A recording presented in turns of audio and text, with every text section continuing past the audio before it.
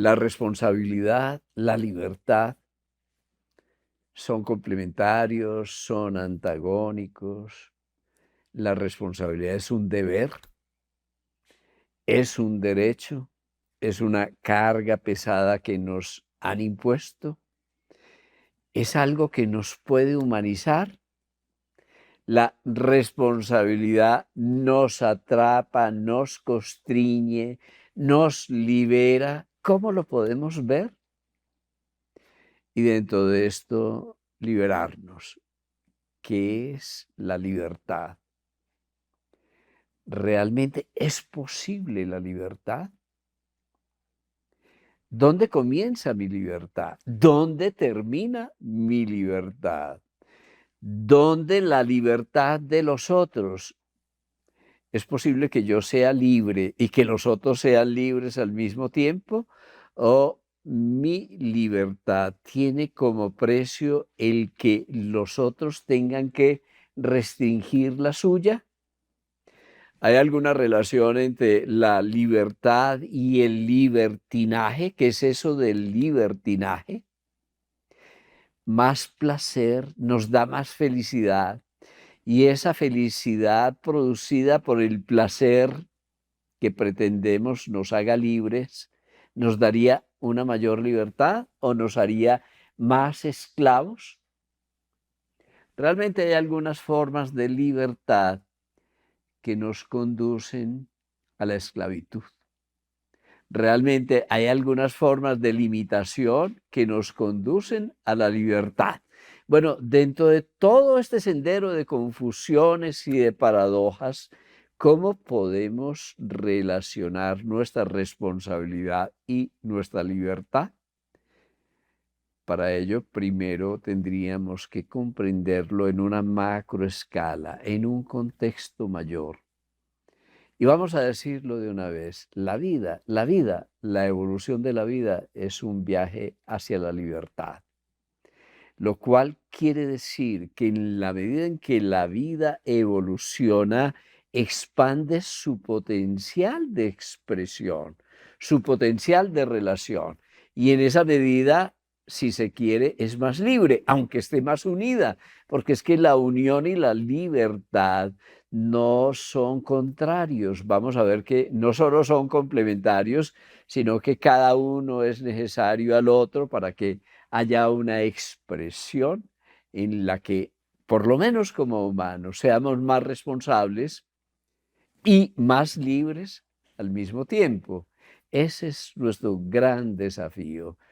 ¿Cómo sin perder nuestra libertad podemos ganar en responsabilidad? ¿Cómo la responsabilidad, en vez de restringirnos, nos libera? ¿Cómo la responsabilidad, en lugar de ser una pesada carga, es algo que nos permite templarnos para liberar lo mejor de nosotros, para dar nuestra nota? ¿Cómo es nuestra falta de responsabilidad lo que frecuentemente nos afloja e impide que, como un buen instrumento musical, podamos dar la nota que vinimos a dar en la vida? ¿Cómo podemos comprender, y esto es lo esencial, que cuando nosotros nos templamos a través de nuestra responsabilidad y afinamos las cuerdas de nuestro instrumento, el de nuestro carácter, entonces podemos experimentar y conquistar una libertad mayor porque liberamos lo mejor de nuestro potencial? Bien, vamos a devolvernos un poco y miremos la evolución, ¿sí?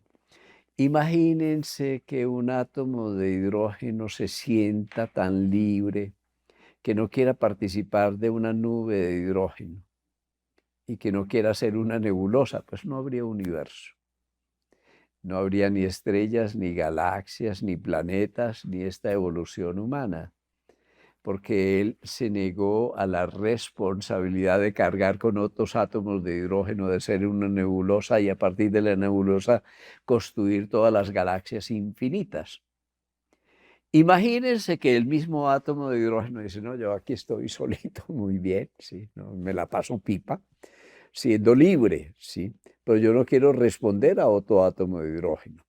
entonces se niegue. Imagínense que eso fuera posible, que yo sé que no es posible, pero hagámoslo en gracia de discusión. Se niega a unirse a otro átomo de hidrógeno. Pues no habría ni elementos, ni tabla periódica, ni helio, ni luz del sol, ni este planeta, ni esta vida, nada de ello. Y entonces partamos de allí y miramos este proceso, ya no de los átomos, sino que vamos a ingresar en el mundo de los electrones, ¿sí? Los electrones solitos se repelen entre ellos, ¿sí? Pero cuando los electrones se unen a los protones, qué maravilla, se forma un átomo. ¿Perdió su libertad el electrón? No, ganó libertad. ¿Por qué razón? Porque hay mucho más libertad, más profundidad, más significado en un solo átomo de hidrógeno que en todos los electrones del universo. Esto no es un fenómeno cuantitativo, es de ordenamiento, es cualitativo. Y claro, el electrón dice, pues yo me niego porque pierdo mi libertad, pues yo me niego a orbitar en torno de un núcleo atómico, ¿sí? Porque ahí yo estoy perdiendo mi libertad. No, el hecho de haberse ordenado, de haber participado de un patrón de ordenamiento como un átomo, ha liberado su potencial, porque empieza con las propiedades del átomo de hidrógeno, pero ya luego esos electrones que se organizan en el helio, en el hidrógeno, en el nitrógeno, en el hierro, hasta los átomos pesados, el uranio, los átomos radiactivos, está accediendo a propiedades nuevas, a patrones de ordenamiento superior. Entonces, qué bonito cuando un átomo responde a otro según ciertas leyes y cuando un átomo se convierte en una molécula y cuando la molécula se convierte en un tejido, se libera. Una molécula no se atrapa en un tejido o en una célula, se está liberando, porque a pesar de estar confinada, entre comillas, está accediendo a un mundo más significativo, más ordenado, con más cualidades, con más propiedades. Y esta es la gran paradoja, que la unión libera.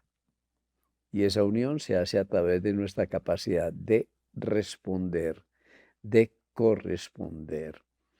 Hay más universo, más significado, más profundidad, más libertad en la medida en que nos vamos integrando, en la medida en que somos responsables, que nos integramos con nosotros, respondemos, correspondemos a nosotros, en la medida en que no solo correspondemos a nosotros, sino correspondemos a los otros. Eso es nuestra capacidad de responder, esa es responsabilidad que a nivel humano es diferente, porque esa responsabilidad a nivel químico es reactividad.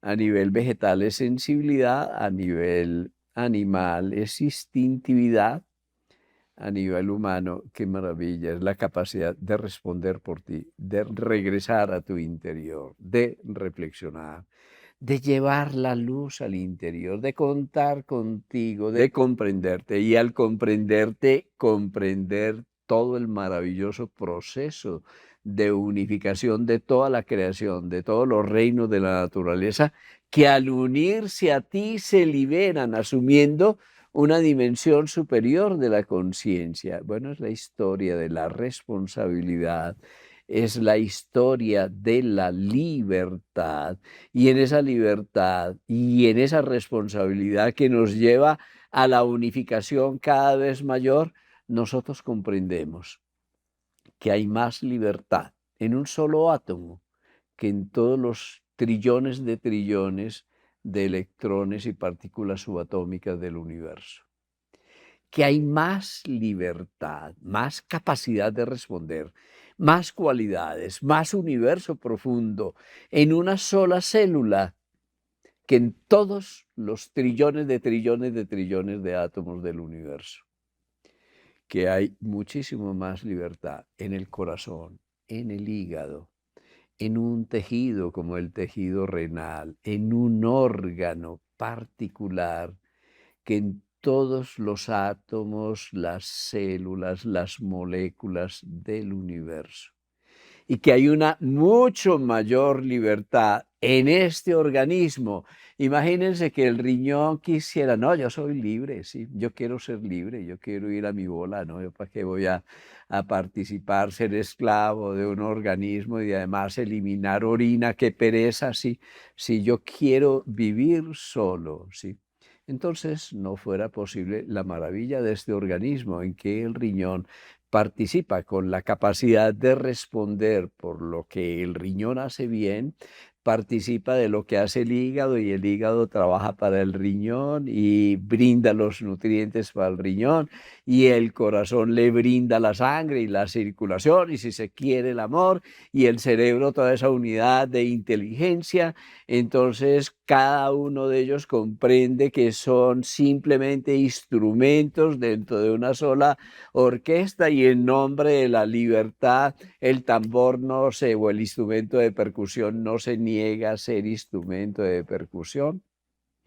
Y en nombre de la libertad, el corazón no se niega a hacer lo que hace, responder segundo a segundo, bombear millones de barriles de sangre en una vida, latir 3.000 millones de veces en una vida, sin prisa, sin pausa, sin descanso, día y noche, comprendiendo. Imagínense un corazoncito solo, sí, que está ya latiendo con su latido automático en un tubo de ensayo que lo podemos cultivar, pero imagínense un corazón como centro, como director de orquesta de esta maravillosa orquesta de la vida para dar esa sinfonía. No podríamos comprender cómo un órgano de 300 gramos, 300 gramitos, ustedes se imaginan, una bomba día y noche, segundo a segundo,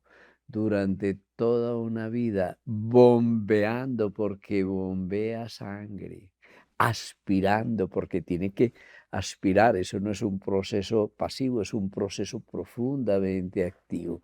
Aspirando y bombeando sangre, pero no frente a cualquier tubería, no.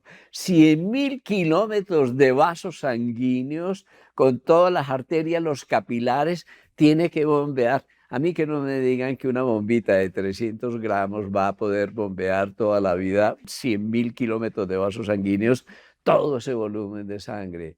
La magia es la responsabilidad que libera su potencial, responde a la necesidad de todos. Se crean, ya hoy lo sabemos, vórtices caóticos que permiten que la sangre pueda ser bombeada hasta la periferia y que el corazón se proyecte en centenares de miles de corazones periféricos que son esfínteres o globus, para que nosotros tengamos esta maravilla de la responsabilidad, la capacidad de responder de cada órgano que libera su potencial.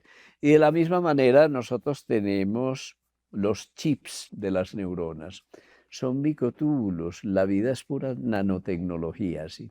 Uno cree que la nanotecnología es lo que vemos en la tecnología actual, ¿no? Eso es una copia de la vida, como es la inteligencia artificial. Las células y buena parte de las proteínas son huecas, los nervios son huecos, obviamente los vasos sanguíneos también lo son, los capilares lo son. Eso es nanotecnología, pero cuando nosotros nos vamos a los microtúbulos que componen el citoesqueleto o el esqueleto, la armazón a nivel del campo neuronal, nos encontramos que, según teorías muy modernas, ellos son supercomputadores cuánticos. Es decir, que ellos manejan la información, yo no me voy a prolongar en eso, ¿cómo lo manejaría un computador cuántico? Ustedes se imaginan esta asociación de átomos, de moléculas, de células, de órganos como el cerebro. Ustedes se imaginan un microtúbulo al interior del cerebro, permitiéndole el procesamiento no local cuántico de la información y conectarse con el universo, con el campo cuántico, si las células del microtúbulo dicen, yo no me voy a atrapar en una neurona, ¿no? Yo no voy a ser esclavo de nadie. Yo amo mi libertad, esa libertad que es libertinaje, esa libertad que nos separa, el separatismo nada tiene que ver con la libertad, la falsa independencia no tiene nada que ver con la libertad es interdependencia, como juntos nosotros podemos conquistar nuestro potencial. Entonces, aún desde el punto de vista evolutivo, la responsabilidad es una necesidad para que nos podamos liberar.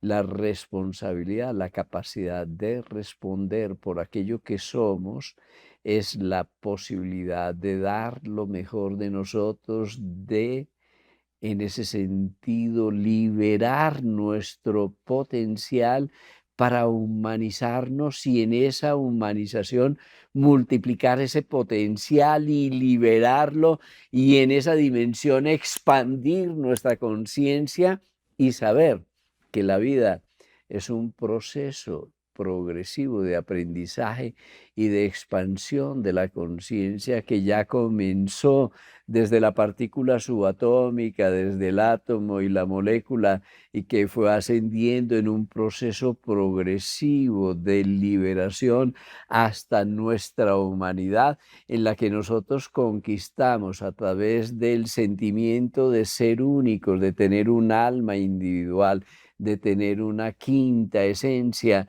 esta bella capacidad de catalizar el proceso de liberación y expandir nuestra propia conciencia, y expandir esa conciencia del mundo del intelecto al mundo de la intuición, al mundo de la reunificación, al mundo sagrado de la unidad con aquel que nos creó y del que somos parte todos. Libertinaje es cuando nosotros creemos que el separarnos nos da más libertad, que autoafirmarnos contra el otro o por fuera de los otros nos da mayor libertad. Libertinaje, el creer que no asumir nuestros deberes nos da todos los derechos. Libertinaje, el no saber, como decía Gandhi, que a mí me parece una frase maravillosa, que el Ganges de los derechos, aquello que nosotros recibimos, agua abundante de la vida, vénganos el tu reino, viene de las nieves eternas de los Himalayas que representan nuestros deberes. Es decir, que no esperes que la vida te va a asignar sin costo todos tus derechos sin que asumas todos tus deberes. Tus deberes no son una carga, son una preciosa responsabilidad que te permite devolverle multiplicado a la vida aquello que has recibido para tener el derecho de recibir más.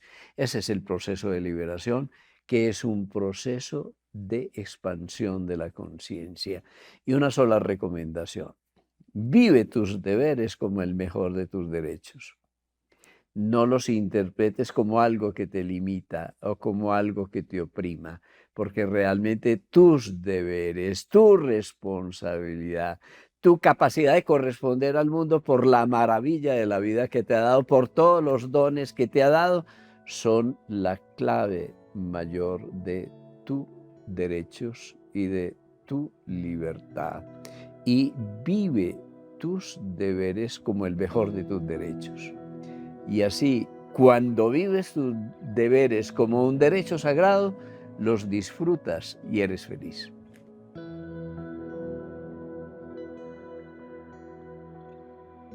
Muchas gracias por tu interés y por tu atención. Más allá de ello, tenemos para ti en unalma.com información, formación, elementos para tu transformación, para que le demos sentido a la vida, para que podamos proyectar lo mejor de nuestra esencia a nuestra existencia, para que podamos servir, para que entremos en un viaje hacia la realización, quiere decir hacia el éxito y hacia la genuina felicidad. Unalma.com. Cordialmente invitados.